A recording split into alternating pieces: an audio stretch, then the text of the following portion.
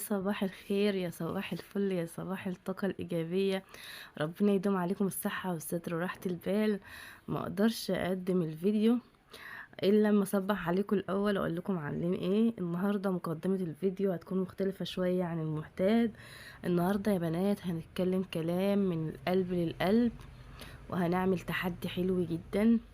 اختلفنا او اتفقنا مع بعض يا بنات ان كلنا عندنا اهداف او احلام او طموحات نفسنا نحققها، ولكن ممكن تكون الامكانيات بسيطة.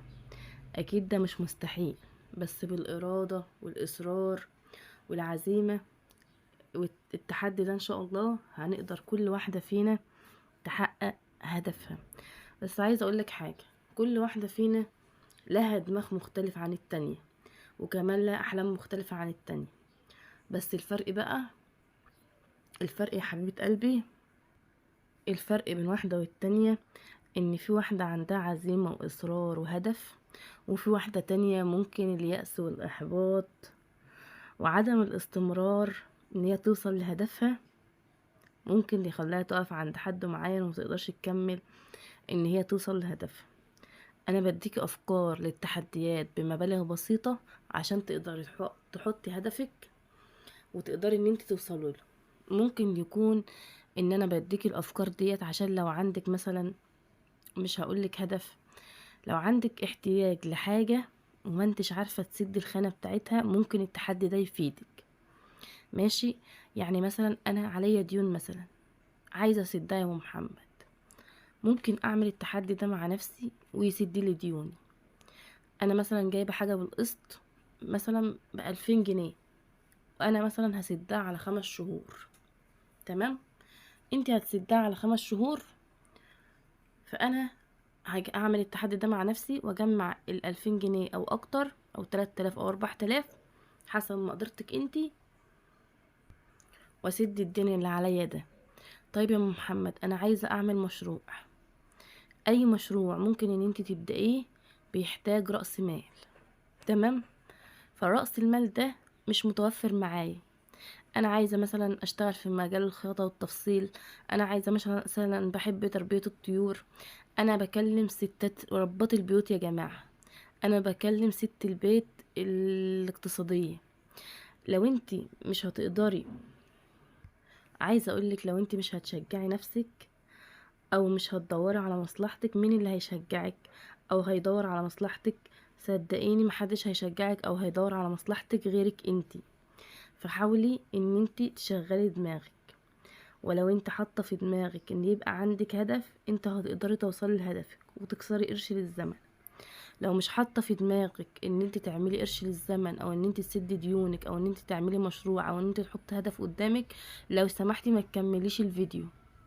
تمام؟ عشان ما تطلع، انا عايزاكي تطلعي بالفيديو ده مستفاده، مستفاده بالتحدي، ومستفاده بالكلام اللي اختك قالته لك من شويه، ومستفاده بكل حاجه.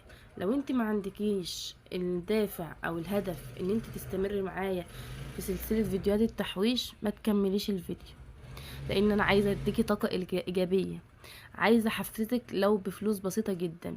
فلوس انت لو استغلتيها في اي حاجه صدقيني، يعني مش يعني وانا اديت ال20 جنيه دول لابني، قلت له روح اشتري بيهم او قضي بيهم يومك، ال20 جنيه صدقوني مش هيكفوه، وده عيل صغير. 20 جنيه مش هيكفوه. بس بال20 جنيه ديت احنا ممكن نعمل حاجة تغير بها حياتنا. لو حاجة بسيطة، ما احنا قلتلك حبة على حبة على حبة، جنيه على جنيه على جنيه، او قرش على قرش على قرش، هيعمل 100 قرش. فانا بحاول اديكي افكار سهله وافكار بسيطه وافكار اقتصاديه، وعايزه اخليكي في التوفير ما يبقاش عندك هزار. عايزه اخليكي في التوفير. انا بديكي افكار كتيره ليه؟ عشان تختاري منهم اللي يناسبك. وفي ناس كتير يا جماعه بتسمعني من كل الطبقات. في اللي تقدر تحط 10 جنيه بس، في اللي تقدر تحط 20 جنيه، في اللي تقدر تحط 15، في اللي تقدر. ماشي؟ بس مين اللي هتستمر في التحدي؟ مين اللي هتكمل التحدي وتعمله؟ مين اللي ممكن من اقل امكانيات بسيطه؟ يعني انا مش ممكن ان انا اجيب حصاله مثلا ب75 جنيه يا محمد او ب50 جنيه. عندك اي حاجه موجوده في البيت ممكن تحوشي فيها، بوك قديم، برطمان قديم، المهم ان انتي تبدأي. المبلغ كبير عليكي، اقسميه على مرتين، اقسميه على 3. المهم ان انت ما تسيبيش اليأس والاحباط وركزي على الجانب الايجابي فيكي. شوفي الناس اللي حواليكي الناجحين نجحوا ازاي.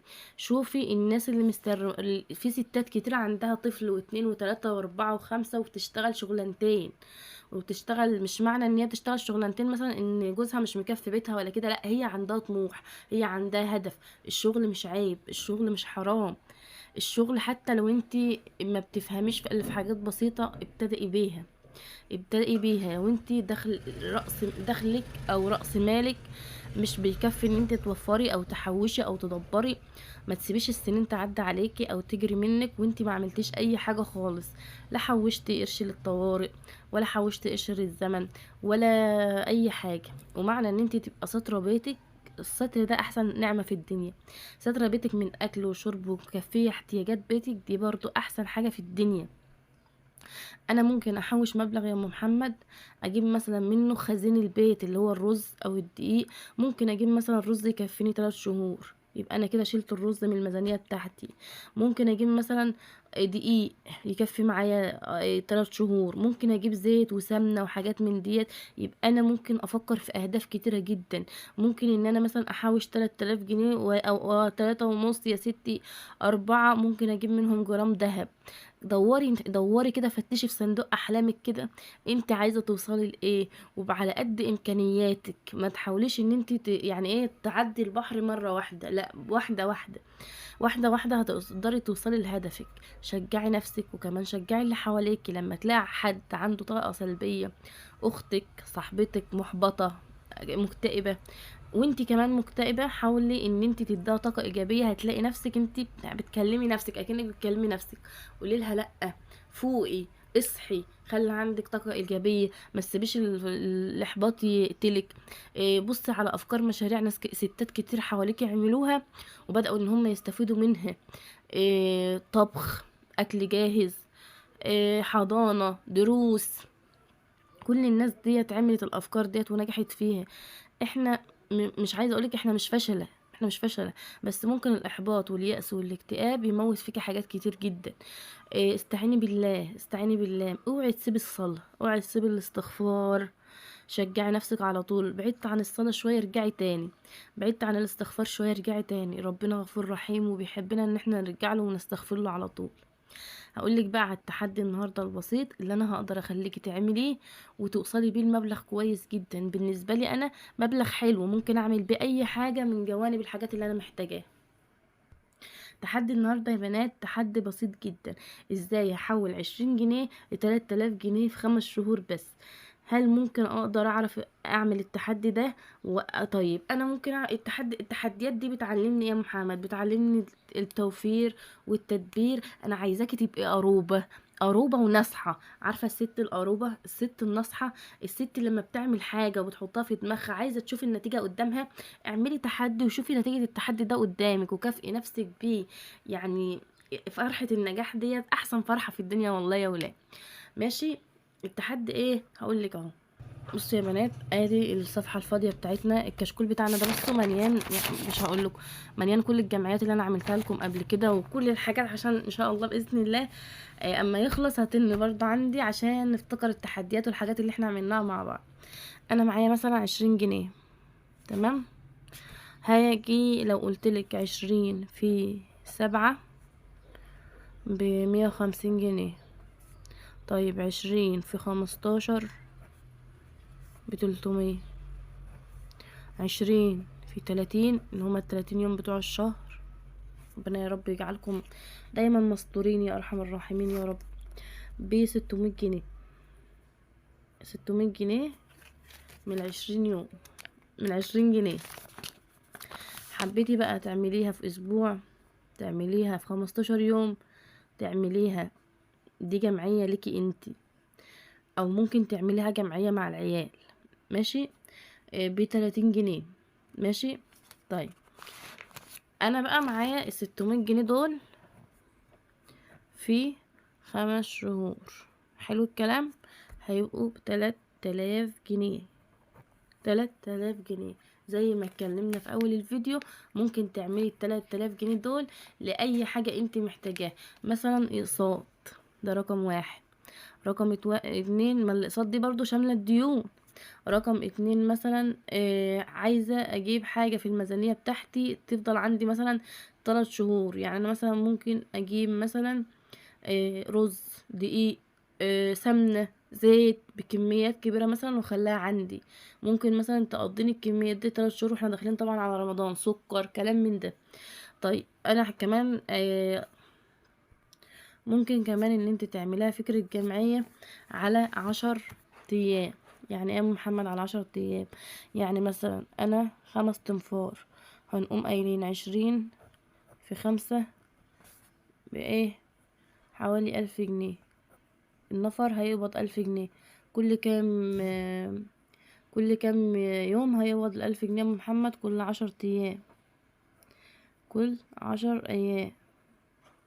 طيب انا مثلا عايزة اعملها على 10 تنفار، يبقى كل واحد فينا هياخد 2000 جنيه. ممكن الجمعية معاكي ديت تقعد مثلا، اللهم صل على النبي، شهر و20 يوم مثلا. طيب لو 10 ايام هتمشي، لو 20 على 10 تنفار هتمشي معانا بحوالي، اللهم صل على سيدنا محمد عليه الصلاة والسلام، هتمشي معانا يا ولاد بحوالي 3 شهور. 3 شهور. ماشي. يبقى انت ممكن تعمليها جمعية مع نفسك، ممكن تعمليها جمعية مع مثلا لا ديت العيال هتبقى كبيرة على العيال شوية. ممكن تعمليها جمعية وتلميها وتمسكيها انتي. ماشي. انا عايزاكي بقى ال20 جنيه دول يا محمد انا ممكن احوشهم ازاي؟ عايزاكي تحطهم في مكان عينيكي شايفاه. ماشي. بس مش ضروري تقولي لحد، يعني انت ممكن تحطي مثلا برطمان في المطبخ كده، في اي رف في المطبخ، علبة سمنة بقى، مش ضروري برطمان، علبة صلصة، اي علبة عندك. انت عارفين يا ولا انا كنت بحط الاول الترمس بتاع الشاي، طبعا احنا ما بنستخدموش يعني، بنقوم نحطه في المطبخ ما بنستخدموه. كنت بحط فيه، تحطي فيه كده.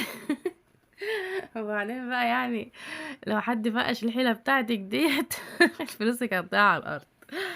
فانت ما تجيبيش سيره لحد بقى بالموضوع ده، وتبداي تفاجئيهم بقى ان شاء الله باذن الله. في ميزانيات كتيره نازله ان شاء الله على القناه، وتحديات تحويش اكتر نازله. مش هسيبك الا لما تبداي بقى تحوشي وتدبري وتوفري. عايزه اقولك ان انت ممكن تعملي التحدي ده مع نفسك. ممكن تقللي عدد الشهور، وممكن تزودي 10 عدد شهور. يعني ايه يا محمد؟ يعني في واحده ممكن تعمل التحدي ده على شهرين ونص، هتحط 40 جنيه في اليوم.